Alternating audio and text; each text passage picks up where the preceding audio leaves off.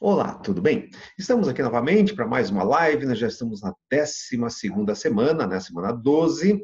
Você já viu a videoaula com o Sr. Galvão e agora nós vamos discutir alguns exercícios, alguns temas são relevantes. Eu sou o professor Dionísio, famoso JD do Grupo Positivo, e vamos trabalhar geografia.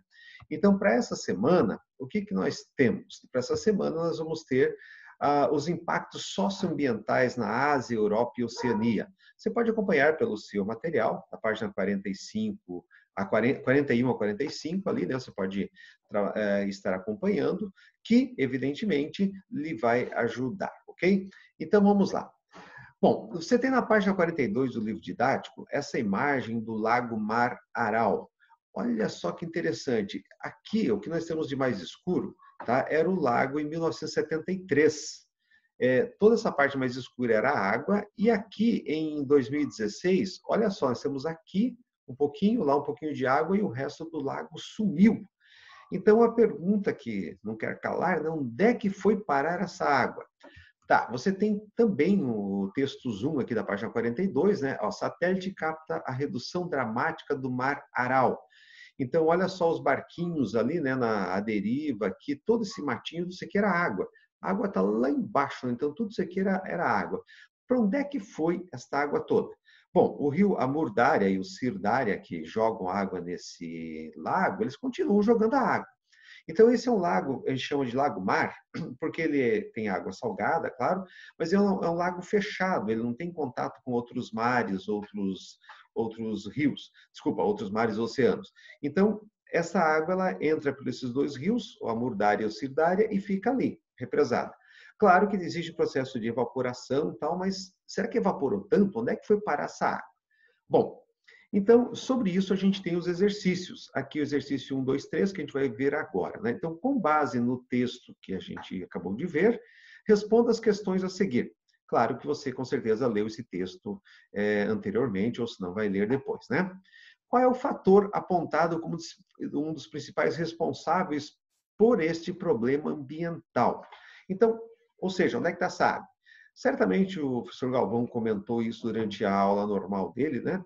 O que aconteceu com essa água? Simplesmente foi feito alguns projetos de agricultura irrigada naquela região e foi tirado a água de forma excessiva, ou seja, a utilização indiscriminada das águas desse lago. Então, tirando a água de forma anormal, ou seja, de forma a mais do que os rios conseguem repor, o lago foi diminuindo o seu nível. Se diminuir um pouquinho, não é problema, mas diminuir daquela maneira foi extremamente problemático. Então, desde a década de 60, se tira muita água para irrigação de lavouras naquela região, que é uma região mais seca, e o lago foi simplesmente desaparecendo. Tá? Então, ação antrópica, né? Utilização indiscriminada das águas para projetos de irrigação. O 2. Quais foram as consequências desse grande problema ambiental? Quais foram as consequências? Bom, alteração na salinidade da água, o que sobrou de água ficou bem mais salgada, né? O solo também acabou tendo uma alteração na salinidade, porque essa água que vem com sal do lago é jogado nas terras, serve para irrigação, mas deixa o solo mais salino, né? O excesso de fertilizantes, pesticidas, agroquímicos em geral, agrotóxicos, alterou todo o ecossistema ali do rio Amur Daria, Sir Daria. Por quê? Quando não tinha agricultura, não se usavam os agroquímicos. Havendo agricultura, passou-se a usar, então toda aquela região sofreu um problema ambiental severo, né? Uma perda de biota muito grande ali em função disso. Tá? Terceiro, com o exemplo do Lago Aral, deve ser levado em conta no que se refere às atividades produtivas e o uso d'água. A gente tem que tomar isso como exemplo a não ser seguido, né? Ou seja, não dá para fazer esse tipo de coisa em lugar nenhum do mundo. Por quê? Porque é uma atividade predatória, uma atividade de forma excessiva de extração de recursos, e isso tem consequências danosas. A gente acabou de ver aí, o Lago Aral desapareceu, morreu, né? E aqui você tem uma outra imagem de um outro problema, está no livro de atividades agora, né, na página 22, a disposição radioativa após a explosão de Chernobyl. Bom, para quem não lembra disso, Chernobyl, em 1976, era uma usina nuclear que estava em pleno funcionamento para atender na época da Guerra Fria, e os caras precisavam de muita energia, eles botaram no talo, ou seja, produção de energia no máximo lá em Chernobyl, lá na Ucrânia. E simplesmente um reator esquentou demais e pum, explodiu. E essa radiação vazou. É como se você estourasse um balão, né? Espalhou radiação para o lado.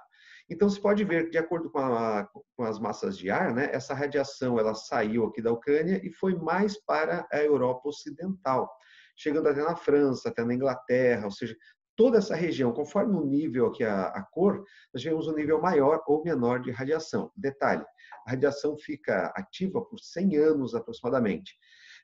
Então, até 2086 teremos radiação. Claro, a tendência é que cada ano que passa diminui consideravelmente, né?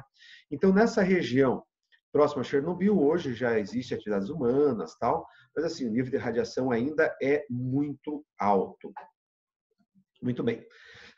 Considerando o desenho, então na página 23, a gente tem o exercício. Então, o deslocamento da massa de ar e dos ventos predominantes do lago levou esse acidente nuclear de Chernobyl para... Essa massa radioativa foi para o continente europeu. Então, vamos lá. Responda as questões de acordo com o mapa. Qual era a direção predominante dos ventos, da massa de ar, durante esse problema lá no reator 4 de Chernobyl? A direção predominante foi para oeste, ou seja, o vento ele sopra do leste para o oeste e um pouquinho a noroeste, né? Pegando toda aquela região ali da Europa Ocidental. Então, de oeste e noroeste, ou seja, os ventos de leste para oeste e noroeste, ok? Letra B. Em que países, nesse período, foram medidos índices 20 vezes mais elevados do que as taxas normais? Então, além da Ucrânia, os vizinhos, né? A Bielorrússia, a Lituânia, a Letônia, a própria Rússia, e ali a Polônia, a Finlândia, a Suécia. Então, os países mais próximos, quanto mais próximo, mais atingido foi. Gente, a radiação tem um nível que a gente tolera. Então, uma vez acima, você já pode desenvolver algum tipo de câncer. Imagina 20 vezes superior, né? Então, muitos animais foram abatidos naquela região, não serviu para consumo. A lavoura foi destruída, não serviu para consumo. E muitas pessoas sofreram queimaduras, desenvolveram câncer. Ou seja, muita atividade de doença surgiu após esse acidente de Chernobyl. E letra C. Pesquise informações sobre a atual situação da zona de exclusão, com raio de 30 quilômetros em volta da usina, né? Mais de 30 anos após o acidente. Compare também essas informações com a zona de exclusão determinada a partir da central nuclear de Fukushima, no Japão, afetada pelo terremoto de 2011. Registre os principais dados descobertos nas linhas a seguir e compartilhe com seus colegas. Então, é uma resposta pessoal. Você pode observar que lá em Chernobyl, com o passar do tempo, aquelas cidades fantasmas começam a ser retomadas. Ainda existem muitas cidades fantasmas lá no entorno, tá? Tanto em Chernobyl como em Fukuoka. Só que em Fukushima, o governo foi um pouco mais rigoroso no cuidado. Ele mede a radiação nas pessoas, ele cuida mais do ser humano lá, né? E em Chernobyl, no começo também era assim, agora está um pouco mais relaxado, ou seja, tem pessoas que vão lá, já estão voltando para suas casas, lá naquela região de exclusão, tá? Mas é pesquisa individual, não tem muito o que eu falar a respeito disso para com vocês. E na página 23 ainda continua outro exercício. Em relação às questões ambientais e, em especial, o risco de contaminação por radiação, responda. Que mudanças se constatam na sociedade mundial de 86 após o acidente nuclear de Chernobyl?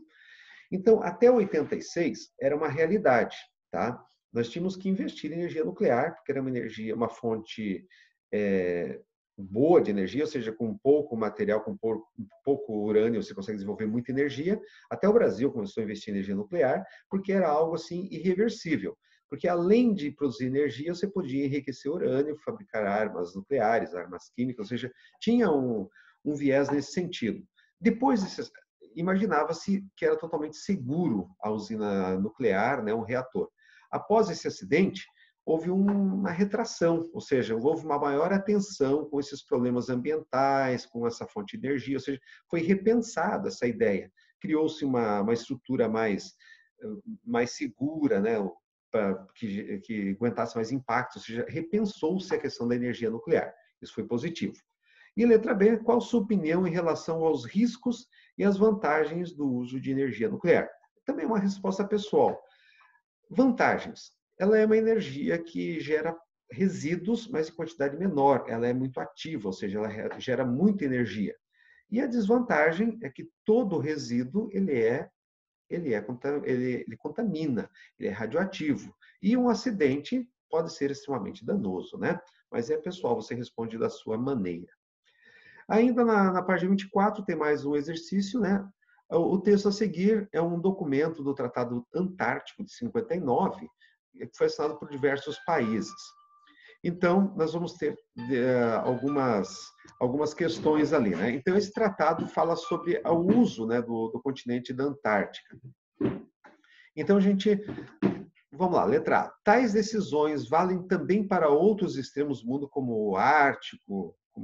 Você chegou a essa conclusão? Não, o tratado é exclusivamente para a Antártica, ou seja, você poderia usar a região da Antártica, mas só para pesquisa, você poderia usar, ou seja, especificamente para pesquisa, era proibido pesca, habitações, qualquer outras coisas, mas só é o tratado da Antártica, tá? E quais são os principais impactos sobre o meio ambiente do glacial ártico? Como no Ártico, no bom sentido, está liberado, né? Então, o que aconteceu? No Ártico, a pesca continuou, a extração de recursos, tal, e isso provocou um pouco mais de contaminação. Hoje a gente vê derramamento de petróleo no Ártico, a gente vê uma série de problemas ambientais, porque não foi feito um tratado tão sério como do Antártico. Tá? E aqui você tem uma imagem que mostra as consequências de lagos e mares, tal. E aí vem a pergunta: a chuva ácida, o que ela pode levar de consequência para nós? Então, ali a gente observa, né, a formação de uma chuva ácida, tá? E aí, qual a consequência? Se chove uma chuva ácida lá no alto do rio, provoca todo um desgaste daquela água dali para baixo, ou seja, toda a chuva é naturalmente ácida. Contudo, a chuva mais ácida, ela vai gerar alguns problemas ambientais para a água, para a flora, para a fauna da região, tá? Então, até a próxima, era isso por hoje. Um abraço para vocês todos. Esperamos que numa próxima semana a gente consiga novamente discutir mais um pouquinho. Foi meio acelerado no final, porque o tempo está acabando, nosso tempo é curto, só 15 minutos. Então, é isso para hoje. Um abraço e até a próxima. Valeu!